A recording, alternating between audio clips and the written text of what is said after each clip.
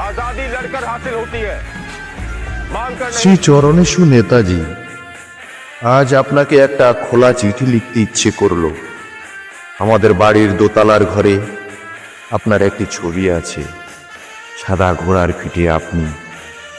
কি অসামান্য তেজ, কি অসামান্য দীপ্তি!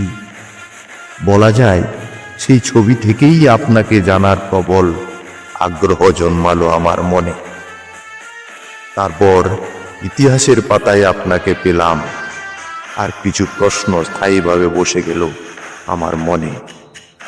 আপনি সিভিল সার্ভিস পরীক্ষায় সর্বোচ্চ নম্বর পেয়ে ৪র্থ স্থান অধিকার করেছিলেন, কিন্তু ১৯২১ আপনি সিভিল সার্ভিস থেকে পদত্যাগ করে ভারতে ফিরে আসেন শুধুমাত্র দেশের স্বাধীনতা আন্দোলনের অংশগ্রহণ করতে।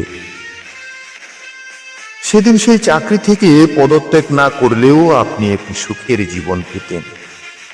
তাহলে কি পেলেন আপনি এই পদত্যাগের পরিবর্তে? তবে এইটুকু বুঝলাম, শুধুমাত্র নেতা হতে পদত্যাগের প্রয়োজন হয় না, কিন্তু নেতাজি হওয়ার জন্য পদত্যাগ ও নিষ্ঠার প্রয়োজন হয়। ইংরেজদের কাছে আপনি তখন একটি জ্বলন্ত আগুনের গোলা। ওরা বোঝেনি আগুনকে আটক করে রাখা যায় না। সেই আগুনের লেলিহান শিখা ওদের সাম্রাজ্যকে পুড়ে ছাই করে দেবে। আপনি ওদের সামনেই আপনার বাসভবন এলগিন রোড বাড়ি থেকে উধাও হয়ে গেলেন ছদ্মবেশে।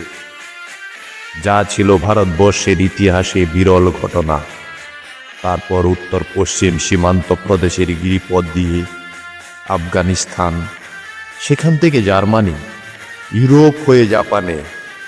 তারপর আজাদ হিন্দ ফৌজের নেতৃত্ব পেলেন আপনি। কিন্তু নেতাজি, এত কঠিন আত্মত্যাগের পরিবর্তে আপনি কিছুই পেলেন না।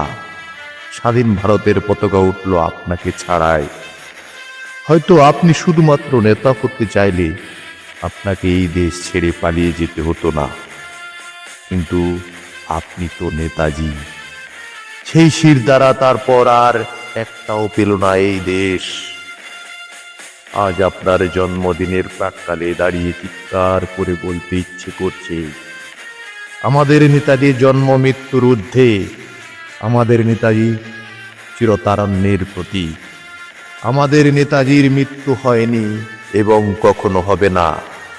জানি নেতাজি আপনি কিছুই পেলেন না, কিন্তু আমরা পেয়েছিলাম আপনার মতো এক বীর, সাহসী, জেদি নেতা নয়, নেতাজিকে।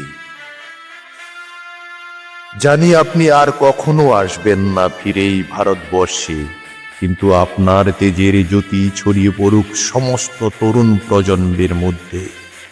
শুভ জন্মদিন নেতাজি, প্রণাম নেবেন।